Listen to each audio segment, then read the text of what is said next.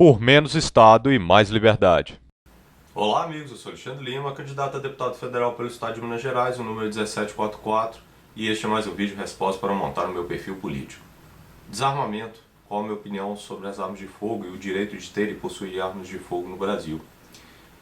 Eu tenho vários vídeos em meu canal no YouTube, Alexandre Lima BR, sobre o assunto, né? É um canal com foco em armas de fogo, tem revisão de armas de fogo, etc. Já falei várias vezes sobre esse assunto, mas me foi perguntado, um participante me perguntou a minha opinião sobre o desarmamento. Provavelmente alguém que conheceu o canal recentemente foi no vídeo político ou alguém que está escolhendo alguém para poder votar. Então, me foi feita essa pergunta. E eu acho importante também dizer sobre esse tema, que eu considero bastante relevante, a minha opinião dentro desses vídeos para montar o meu perfil político que eu estou fazendo. Então, vamos lá. A minha opinião sobre a questão do desarmamento, ela vai além da questão se é bom, se é ruim, se eu concordo ou se eu não concordo. Eu não acho a questão do desarmamento algo válido de ser proposto, a retirada desse direito, dentro da lógica democrática, e principalmente dentro da perspectiva do que é um Estado democrático de direito. Então eu acho um direito ligado à própria condição de cidadão e que torna você, de fato, um dos requisitos para torná-lo, de fato, um sujeito dentro da relação de poder, dentro da relação política, acima, inclusive, da relação jurídica, né, quanto cidadão. Vínculo jurídico, né, faço parte do povo, vínculo jurídico com o Estado, sou pessoa jurídica de direito público, né, dentro daquela teoria do contrato social e tal. Então eu acho algo ligado realmente à cidadania, algo essencial também para a manutenção da soberania do país e ferramenta inerente ligada ao Estado Democrático de Direito. Vou explicar por quê. Bom, primeiro a gente tem que fazer um raciocínio jurídico em cima do que é esse Estatuto do Desarmamento. Então, Estatuto do Desarmamento é o nome fantasia para uma lei penal extravagante. Lei, entre aspas, tá? Porque para mim é uma aberração jurídica, eu estou explicando por quê. O que é uma lei? A lei, ela é uma regra obrigatória, geral, abstrata e inovadora. É comum nos cursos de direito para o discente poder guardar essas características da lei, o professor utilizar a palavra rogai, né? Porque aí fica regra obrigatória, geral, abstrata e inovadora. Então, isso que é uma lei. Então, regra por quê? Regra é algo que estabelece padrões de comportamento. Faça isso, não faça aquilo. É isso que é uma regra. E a lei é uma regra. Obrigatória por quê? Porque é cogente, é compulsória. Você tem que seguir, você tem que obedecer, é imposta. Geral por quê? Porque atinge um número indeterminado de pessoas. Não é uma pessoa determinada ou determinável. Né? É validade erga omnes, é para todo mundo.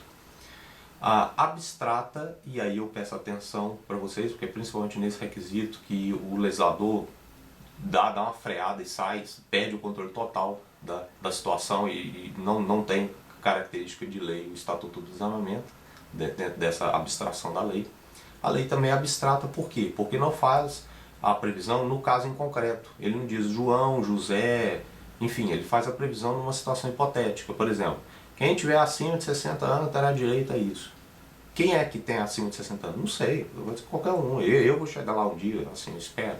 Né? Qualquer pessoa pode se enquadrar nisso, né? É só ter 60 anos.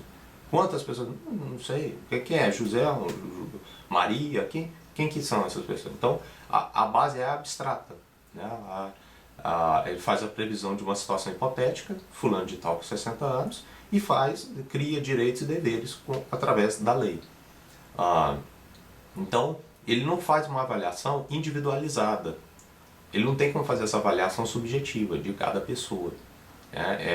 A lei ela tem base abstrata. Né? Então preste bem atenção nisso, que é neste ponto aí que o legislador dança e dança feio, né? Com o povo brasileiro. Né? R é feio nisso aí. Bom, e também tem um elemento inovativo. Né? Regra obrigatória, geral, abstrata e inovadora. E aí eu faço um alerta, né, que é lei que inova, não é decreto. não é portaria. Então a pessoa diz assim, ah, mas o Exército emitiu essa portaria, não sei o que, ah, o Presidente da República soltou esse decreto aqui. Se ele vai além da lei, se ele está inovando, é flagrantemente inconstitucional, pelo princípio da legalidade.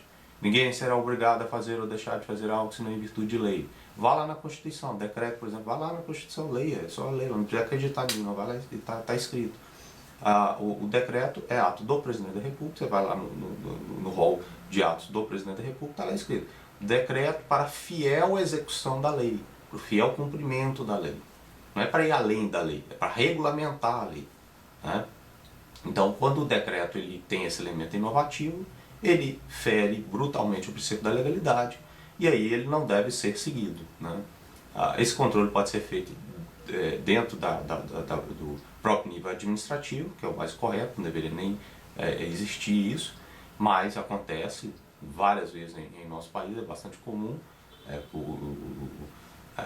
a pessoa legislar através de portaria ou de decreto, acontece, mas aí cabe inclusive o poder judiciário, o controle repressivo do poder judiciário, que é o poder técnico, o poder inerte, age através de provocação e geralmente consegue isso, né? Consegue, que existe uma hierarquia da norma. A norma não é qualquer coisa que é norma e tem a mesma validade perante outras normas. Há uma hierarquia. No primeiro período, segundo período em curso de direito, você aprende lá, pirâmide de Kelsen, né? A supremacia do texto constitucional, tem aqui a legislação constitucional, você tem as normas infraconstitucionais, lei, por exemplo, e abaixo as infralegais, decreto, portaria, tudo aí vem todas você tem essa hierarquia, essa estrutura que é uma estrutura hierárquica, uma sobrepõe a outra, né? Se haver conflitos, você segue a que tem maior peso dentro dessa hierarquia de normas. Bom, então, regra obrigatória, geral, abstrato, inovadora, isso que é uma lei. É uma lei penal, por quê? Porque faz a previsão hipotética daquela situação e combina com uma pena. Reclusão, detenção, o diabo que for, tem diferença entre reclusão e detenção, mas isso aqui não é aula especificamente sobre direito e tal, né? Apenas uma opinião que eu estou colocando aqui para vocês, vocês concordam ou não. E eu saliento aqui, faço o desafio, prova que eu estou errado. Faço uma posição, desenvolvo uma resposta se você não concorda com esse tipo de pessoa. Fala, Alexandre, você está errado nisso, nisso, nisso. Né? E eu já fiz esse exercício, inclusive com juízes também. O sujeito fala, não tinha pensado por esse lado não, vou tomar cuidado na hora de valorar que realmente você tem razão. Né? E não é porque o assunto é muito abrangente e esse assunto de arma de fogo é algo específico. No Brasil, pelo menos, é algo muito específico, porque poucas pessoas têm arma de fogo. Formação jurídica também pouca gente tem, ou conhecimento jurídico, não precisa ter formação especificamente, mas conhecimento jurídico também não é todo mundo que tem. Então, é uma coisa que você tem que colocar, mesmo que você tenha o conhecimento e tenha essa visão, você tem que voltar os olhos para esse raciocínio. Né? E no caso, eu tenho armas de fogo, eu tenho contato com armas de fogo, tenho vivência nesse meio, então é por isso que eu faço essa provocação, prova que eu estou errado. Né? Vamos seguir aqui o raciocínio. Então, é uma lei penal porque faz essa previsão abstrata dessas possibilidades e combina em pena. É uma lei penal extravagante. Por quê? Porque é uma legislação especial, trata de um assunto específico das armas de fogo. Né? Então, os crimes, por exemplo, posse ilegal de arma de fogo, porte ilegal de arma de fogo, onde você vai encontrar? Não é no Código Penal. Você não vai abrir o Código Penal e ver onde é que está o crime de porte ilegal. Você vai na, entre aspas, lei, né, essa aberração jurídica, Lei 10.826 de 2003, o chamado Estatuto do Desarmamento. Por exemplo, calibre permitido, porte calibre permitido, é o artigo 14 desta lei. Bom, a gente também tem que analisar a natureza deste crime, né, o crime de porte ou posse, né, eu estou colocando porte, mas já estou abrangendo também. Há alguns crimes com relação a armas de fogo, especificamente armas de fogo, né, disparo de arma de fogo, não estou dizendo a utilização da arma de fogo como ferramenta para a execução de outro crime. Estou falando um crime relacionado única e exclusivamente à arma de fogo, que tem critérios objetivos, mas o crime de posse e porte ilegal de arma de fogo não é o caso. Vou falar do porte, né, porque já engloba também a questão da posse, inerentemente. Né, para você ter uma arma, você também tem que ter a posse dela. Bom, então qual que é a natureza deste crime? O crime de porte ilegal de arma de fogo é um crime de perigo. Perigo para o direito penal é tornar provável o dano ao bem jurídico tutelado.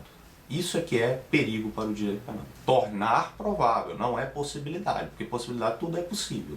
Tem que ser uma conduta no qual é esperado o resultado. Olha, com essa conduta você expõe a perigo o bem jurídico tutelado, porque os tipos penais eles protegem bens jurídicos. A intenção do legislador em combinar uma pena, fazer, não faça isso, ou então quem fizer isso, pena. Ele faz a previsão, matar alguém. Então, quem matar alguém vai ter a pena lá. Né? No homicídio simples, 6 a 20 anos, qualificado, 12 a 30. Ele faz essas previsões em abstrato e combina numa pena. Qual é o objetivo dele? Tutelar o bem jurídico lá. No caso, matar alguém, qual que é o bem jurídico? Vida. Ele quer evitar, ele quer proteger esse bem-vida. No caso do porte ilegal de arma de fogo, seria a incolumidade pública. O conceito está um pouco vago, né? Incolumidade pública seria a tranquilidade de todos, a paz, né? E é um crime contra a incolumidade pública. Então, o bem jurídico, nesse caso, é a incolumidade pública.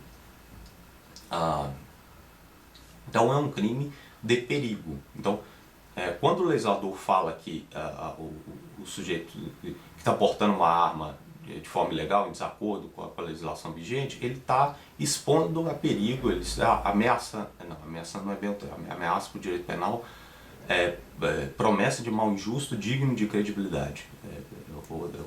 Expondo a perigo mesmo. Então ele está tornando provável o resultado de dano ao bem jurídico tutelado. Isso é que é perigo para o direito penal. É um crime de perigo abstrato, né?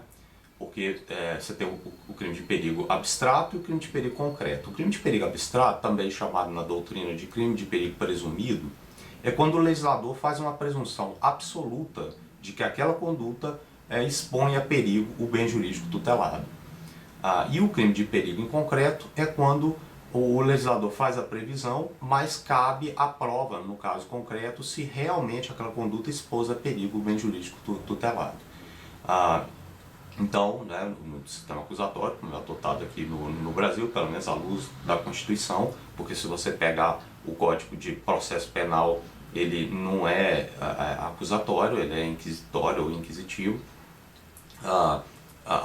onde no sistema acusatório você tem a separação, quem investiga, quem julga, quem acusa, né? Então a acusação, o dever de provocar a jurisdição fica com, em via de regra, né? O autor da ação penal é o Ministério Público, né? No sistema acusatório, quem julga não pode provocar a sua própria jurisdição, né? A jurisdição é o poder e dever do Estado em resolver ali, de apaziguar os conflitos e julgar, decidir, né? Bom, então aí o juiz decide. Se o juiz vai decidir, no sistema acusatório ele tem que ficar inerte, né? Ele fica aqui, as partes apresentam, né? Então a parte de acusar fica com o autor, em via de regra, o Ministério Público com ação penal pública, e aí pode ser condicionado ou incondicionado. A representação, né? Condicionado ou incondicionado, a representação, isso é outra história. Enfim, aí aí, no caso do crime de perigo em concreto, o promotor, na figura ali, representando o Ministério Público, ele tem que comprovar que aquela conduta efetivamente expôs a perigo o bem jurídico. No caso de perigo abstrato, que é o caso de porte ilegal, o legislador engessa isso. O legislador diz que presunção absoluta, presunção relativa, no caso é uma presunção absoluta, não admite prova em contrário. Mesmo que você comprove que não expôs a perigo, o legislador diz que aquela conduta expõe a perigo e ponto final. Os crimes de perigo concreto é comum quando você vê no tipo assim, fazer não sei o que, expondo a perigo, aí geralmente é um crime de perigo em concreto. Não é o caso do porte ilegal. É também um crime de perigo coletivo, ou também a doutrina chama de crime de perigo comum. Tem o crime de perigo comum e o crime de perigo individual. O crime de perigo individual atinge uma pessoa determinada. João, José, Maria, ou mais de uma pessoa, mas pessoas determinadas ou determináveis. O crime de perigo comum não. É um número indeterminado de pessoas, chamado de crime de perigo comum ou crime de perigo coletivo. É o caso do porte ilegal de arma de fogo. Então, porte ilegal de arma de fogo é crime de perigo, tornar provável o resultado de dano ao bem jurídico tutelado, um crime de perigo abstrato, ou seja, da presunção absoluta do legislador que aquela conduta expõe a perigo o bem jurídico tutelado, e um crime de perigo coletivo ou comum, que atinge um número indeterminado de pessoas. Bom, só aí o legislador já me chama de assassino mais de umas 20 vezes, né? Ele diz que a conduta de eu estar portando uma arma de fogo, eu vou matar alguém no trânsito, numa fechada de trânsito, numa briga de bar, etc. Quais são os motivos pelo qual foi criado essa lei, entre aspas, essa aberração? É o que a macacada lá em Brasília diz, e as outras macacadas aqui embaixo obedecem. As razões para se criar essa legislação penal extravagante. Todos os motivos são motivos em casos em concreto, de valoração individual. São critérios subjetivos, todos eles, né? Ou ligado à vontade do agente que vai praticar, né? ao dolo, ou quebra de dever de cuidado, né? Que tem valor ali normativo, né? Depende de valoração do caso em concreto, né? Seja até por negligência, imprudência ou imperícia, né? No caso, culpa no sentido estrito sensu. Bom, por isso, né? As razões para se criar o desarmamento não são: se você tiver uma arma, você vai matar o seu vizinho. Se você tiver uma arma, numa fechada de trânsito, você vai matar o sujeito por motivo fútil. Nós queremos evitar a briga de bar que termina em tiroteio, né? O cidadão que mata cidadão. Nós queremos diminuir as mortes. Veja bem, isso são tudo casos isolados, né? As estatísticas mostram que tantas pessoas morreram por causa de arma de fogo, de briga de bar, de briga de vizinho, não sei o que, tá aqui as estatísticas, né? Na maioria das vezes, inclusive mentirosas, forjadas e tal, mas não é isso que eu estou dizendo, mesmo que procedessem, mesmo que fossem verdadeiras. É em caso concreto, João matou José, o que eu tenho a ver com isso? Fernando mata os outros no trânsito, o que eu tenho a ver com isso? Deveria pegar o Fernando, picar ele todinho e dar para os porcos comer, não é vir para cima de mim. Eu não tenho nada a ver com isso. Veja que é uma valoração individual. José mata, João não. Como é que você vai pegar os dois e fazer uma valoração por via de norma jurídica de ambos? É impossível o legislador fazer isso. Eu não poderia fazer isso. Mesmo que fosse cheio de pessoas competentes, mesmo que fosse cheio de pessoas com boa intenção, o que não é, né? Mas mesmo que o Congresso só tivesse gênios e pessoas incríveis, maravilhosas, tudo de bom, ama o Brasil, todos bem intencionados, mesmo que fosse esse o caso, mesmo que fosse esse o caso, não há condições, o legislador não tem condições de poder fazer isso através da norma jurídica. Isso é típico da prestação jurisdicional. Do contrário, não haveria necessidade de haver juiz. Se você pode fazer uma valoração individualizada através da lei, não tem por que ter o juiz, porque o juiz faz justamente isso, aplica a lei ao caso concreto. Não precisava de ter promotor, não precisava ter juiz, não precisava ter advogado. Chamava o pessoal de informática, que monta aqueles programazinhos e tal, que tudo rápido, você só bota os dados e já sai o resultado, e aí não haveria demora, não haveria custos, né? Não ia precisar de pagar 20 mil para um juiz, mais bônus não sei o que, mais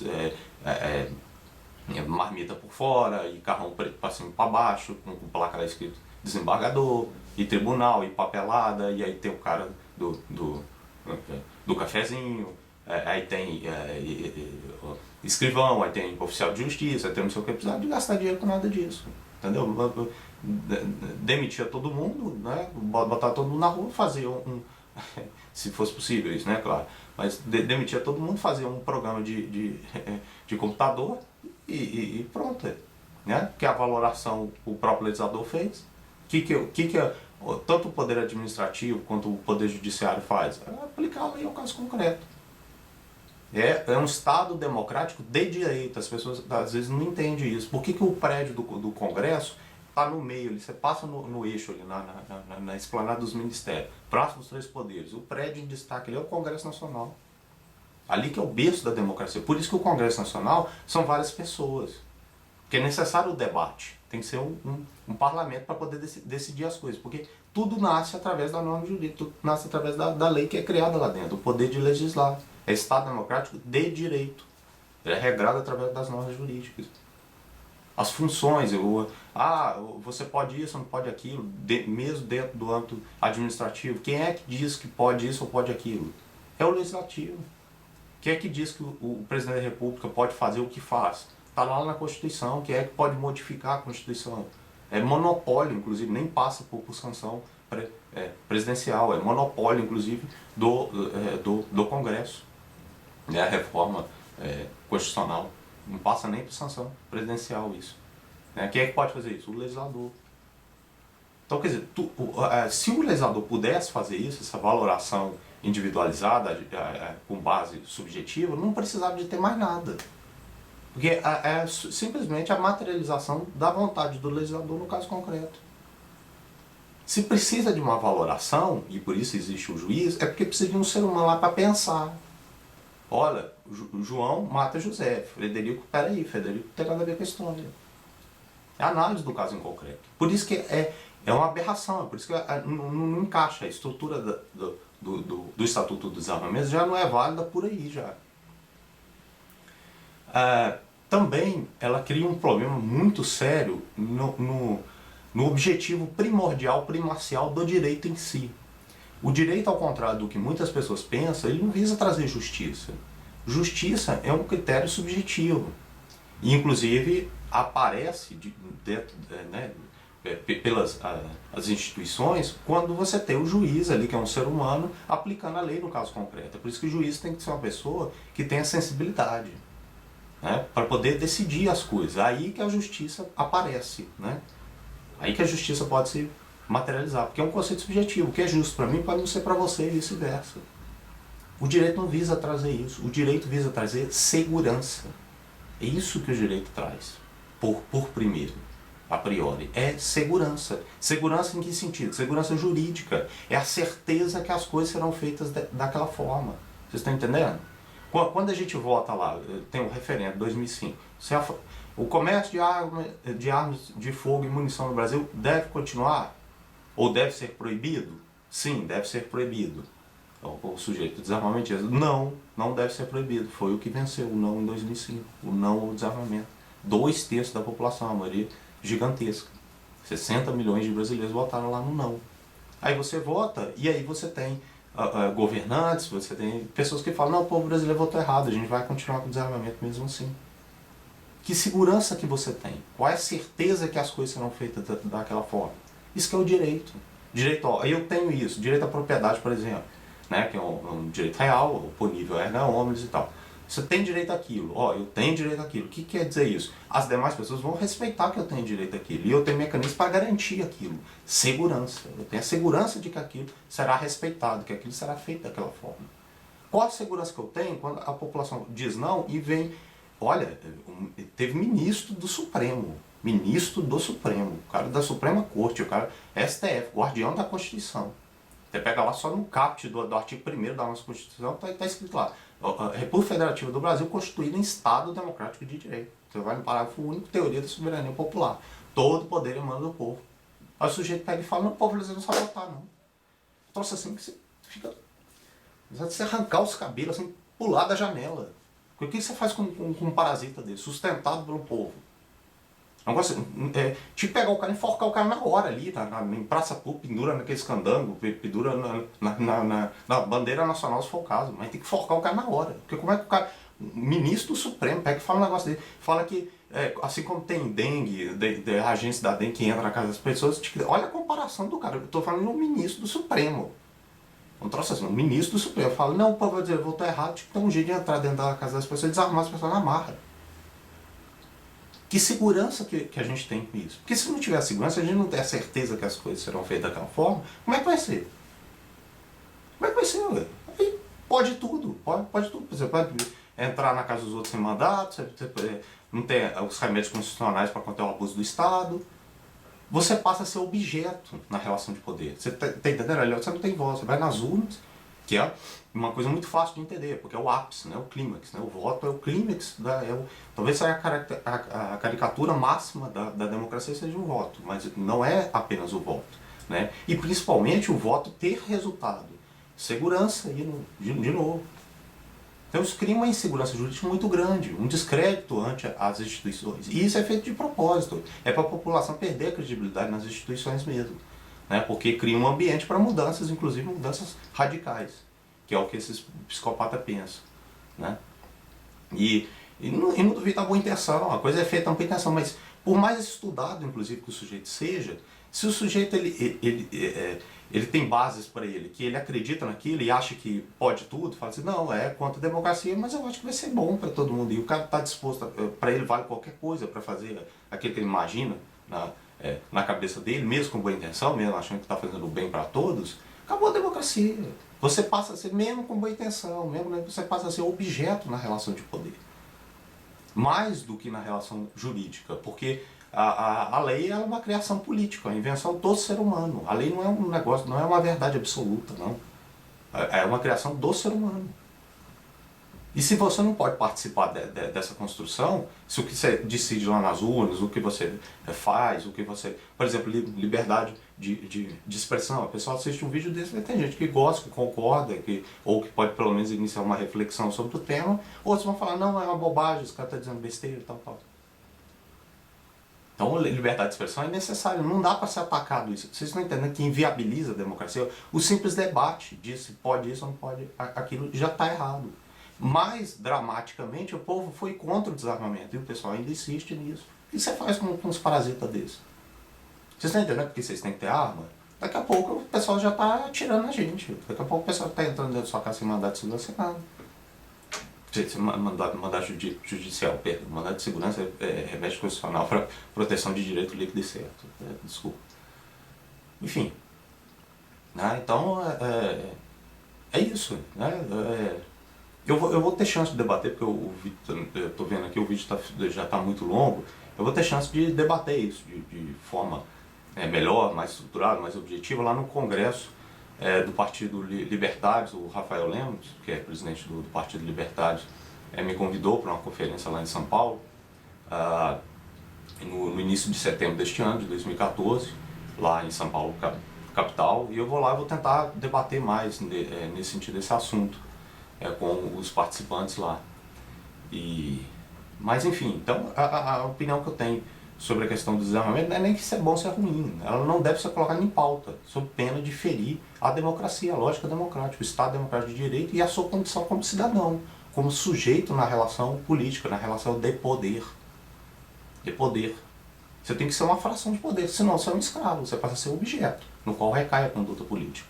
Olha, eu quero que seja dessa forma, e você tem que obedecer. É por isso que a visão sobre o direito a ter a portar armas de fogo, é importante o seu político ter essa visão como um respeito ligado à cidadania, porque isso reflete nas outras decisões dele. Isso mostra se ele é uma pessoa democrática ou não.